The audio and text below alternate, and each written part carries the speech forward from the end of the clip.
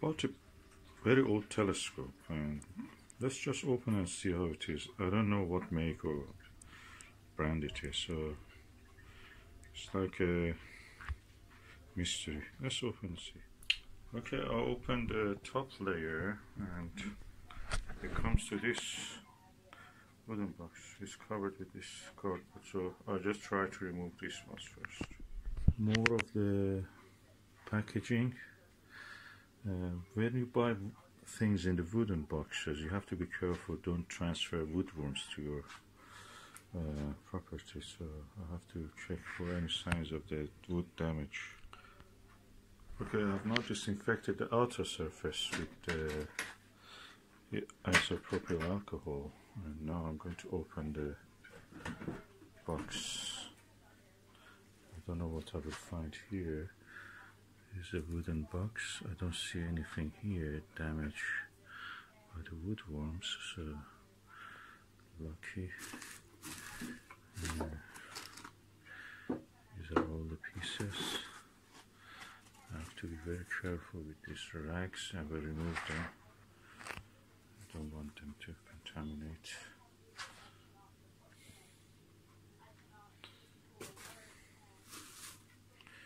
Okay, let me just remove the rags.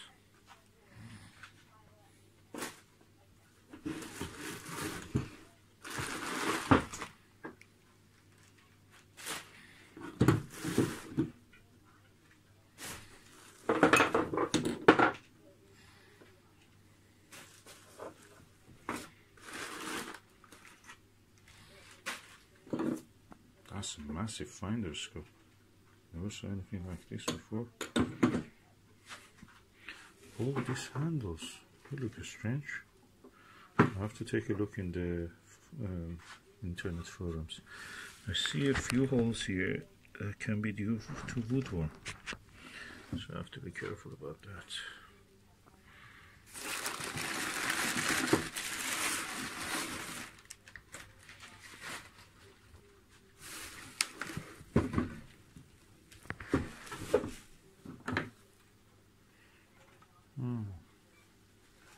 Not single. Anybody knows what is that? I have to study.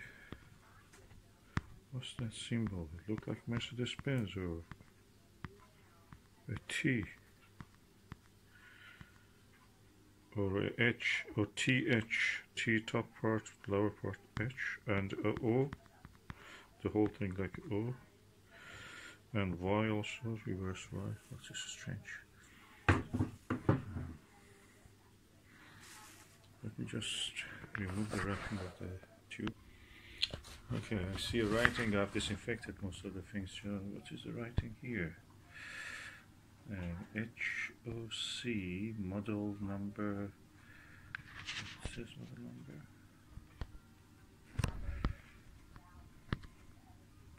T-705. Diameter 77, focal length 1000. And number 17884, and that same logo again here. So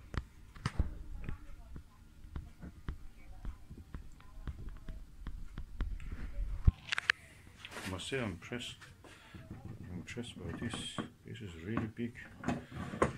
These sachets are practically useless. They may even contain some woodworm. Just throw them away. Okay, I've now emptied everything that is here, and what I noticed is written in some letters. It's in Chinese or Japanese character, Yashio. Yashio is the name here. That's why, and there are some numbers probably. And Yashio. What is Yashio? I have to look.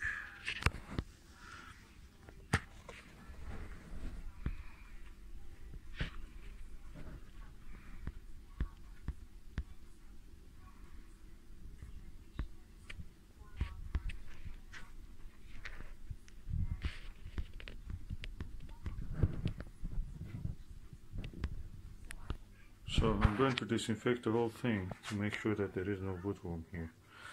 I saw some evidence here.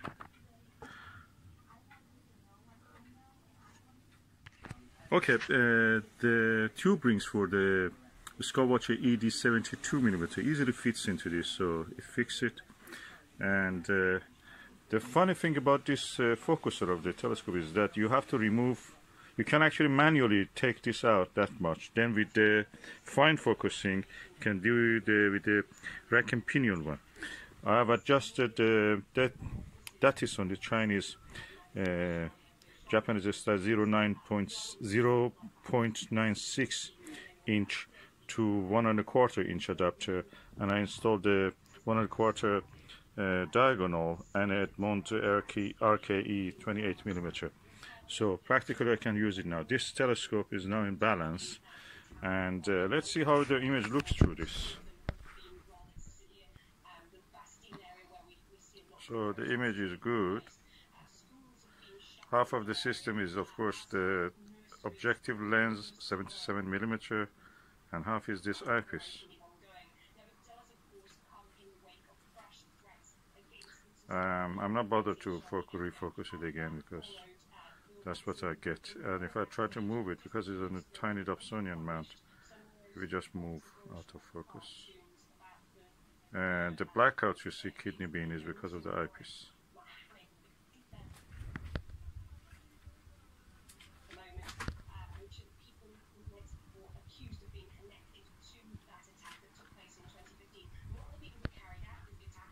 And the window, of course, bringing those little foots into focus and out of focus by moving them. So, okay, that was the view through this telescope. Good as it can be a 77mm telescope. It probably will benefit if it be on the proper mount, big tripod, and a mount that you can move it. The funny thing is that the dew shield can be shifted actually back and forth around 1½ centimeter. So interesting.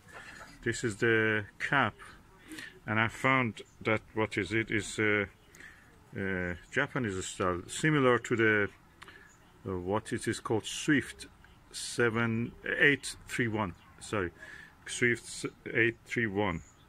Which at this 1960s, mid-1960s, was built by the Takahashi. So practically this is a Takahashi.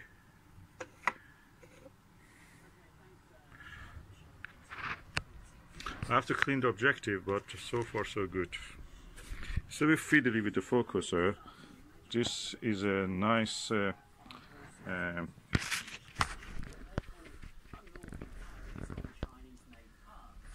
finder scope, quite large. It's almost like a small telescope. And so this one, HOC, is all probably is Optical Company. Hushida, I don't know, but I'll have to look at it. But the symbol is known. It's a bit fiddly. You have to move this back, then adjust with this. So imagine you have to do this in the dark. It was acceptable maybe in 40-50 years ago. Nowadays, no. With the Chinese advancement in optics, these things are now obsolete. The quality of the lens, I've noticed there are 3 spaces between the lenses. There should be. One of them is missing, and that puts a little bit of strain on the thing. So I may just remove it later and just correct it. Okay, you see the 2 of the spacers. One is down here, and one is here. The corresponding one, which should be here, is missing, and I can see some fringe lines there when I'm looking visually at it. You may not see it. By the way, the lens needs cleaning, and when I'm cleaning it, I will just adjust the spacers. I may put something like aluminum foil or something. Of course, I've heard people say use postage stamps and such things, but that's the option if you want. So the eyepieces I have here: 9mm, 6mm, f6mm. I never heard of this, but probably f points to the focal length. HM is a Organian modified Again, another 6mm. So it seems that the eyepieces have been exchanged and moved between two telescopes. So these ones are not the ones that comes with this, because there are three 6mm ones. Probably one of them is the original one. I think this one is the original one. And there must be a 12 and 20 or 24, 25mm. But these two are something from somewhere else. Organians are good. Most of the discoveries in the history of astronomy were made by these ones. They're very bright at the center and on axis, very nice. Off axis, a little bit distortion, but yet they're bright. So that makes them really ideal. But the eye relief and the size of the lens for cleaning is tiny, so you cannot really do much. Interesting is the size and the shape of these knobs. These are the style for the Takahashi and old Takahashi, probably I should say, or Swift also. So I can identify it now. That's Swift or clone of a Swift. The Japanese used to share a lot of the specifications with them, and in patents that they created, they share it together. They are nice. You can use it on any telescope. So I'm looking forward to use them on tripod when I have the chance. These are counterweights and other things for the other parts. I didn't see any tripod. There is no space for putting the tripod in that box, wooden box.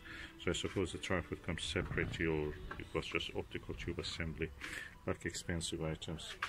And this is of course a solar viewing screen that has been damaged by some kind of washing or abrasion, or it can be the sun has burnt it. It can be repainted and used.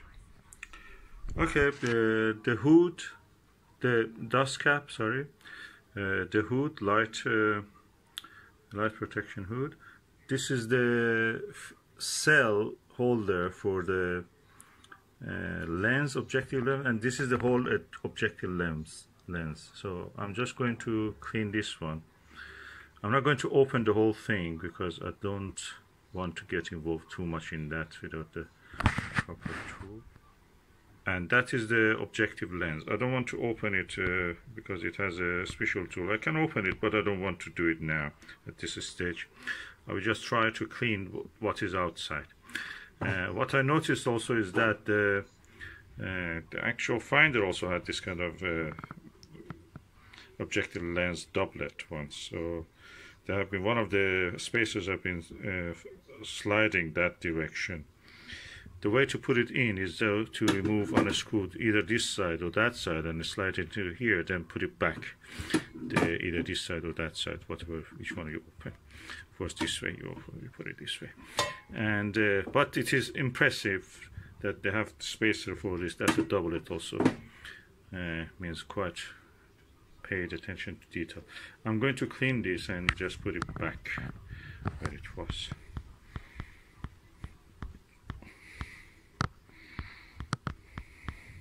Okay, I'm going to actually open this lens cell, because I saw some lint, some stuff from a fabric get stuck into it, so some threads of fabric.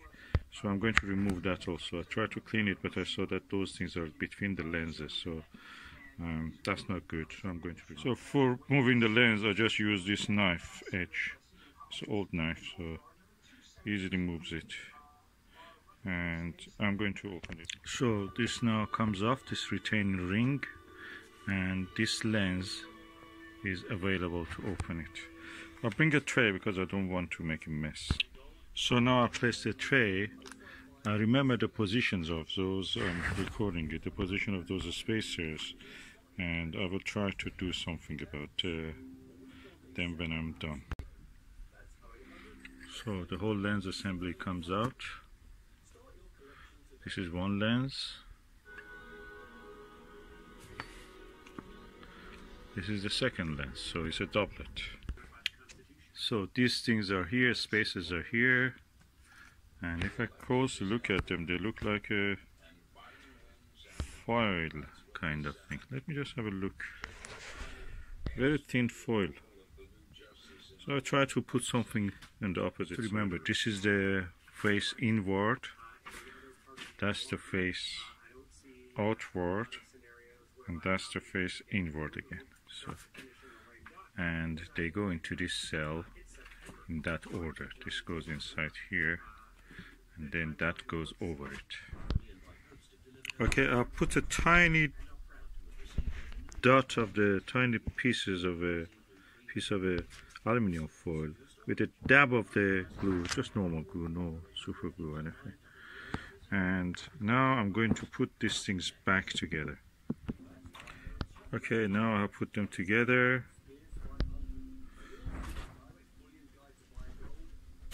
And that's the new piece I've placed there. Okay, I'll just show you how I'm putting this together. I'll put them together. Now, this is the top part, that's the bottom part. So, this is the part which holds the lens together. So I'm doing it reverse. Then I put my hand under this and turn it over with holding this side in my one hand and this side in my other hand. So that will slide into space, will be stopped by this edge. Then I put the ring back. Okay, I put the two lenses back together. As you can see, there is some purple coating on this, so that's good. Okay, I've now put the lenses back together, and I'm going to put this retaining ring. Now remember that I have to put this ring first. There is a second ring here. It doesn't screw anything, it's just a spacer. And then this one, which is screwing in, comes on, and I will tighten it. So I tightened it first with hand, then I tightened it with this knife edge, and it is now back to the way it was. Of course, when you remember that these lenses are concave convex, so beside videoing it, I know that that helped me, but they're concave convex, so they join together in that concave convex position. So there is no way to misplace them, because otherwise you will just have something which is different from the focal length and the arrangement that it was originally. So I'm going to put it back on the lens assembly. So the lens cell is now assembled again and is ready to go to its place. Yeah, the lens cell is back. Let me just clean this one also just a little bit, just to give it more nice things. Nice shiny look. Okay, the lens cell is now cleaned as much as possible. I don't want to really scratch or anything. You know, it already has some scratch, so I will assemble it now. Okay, so now the dew shield also put it back. As you can see, this comes this amount out. It's quite a small dew shield, so I suppose it's a small telescope, but I can make it bigger if I want. I can extend it. And there are 3 screws here that actually can tighten it up more in position. And that's the cap. Okay, the scope actually fits here perfectly, but the cell cannot actually fit here. So what I will do, I put the cell here. I will cover it with aluminum foil on top. So I've covered the objective with this aluminum foil. Aluminum foil doesn't have any fabric or anything that can go and or anything particles falling from it, as far as I know. So it will keep the mirror, the objective lens clean, and the other side has a cap, so it will be safe here. The only thing remaining is to just put some clean stuff to keep these things from moving inside the box.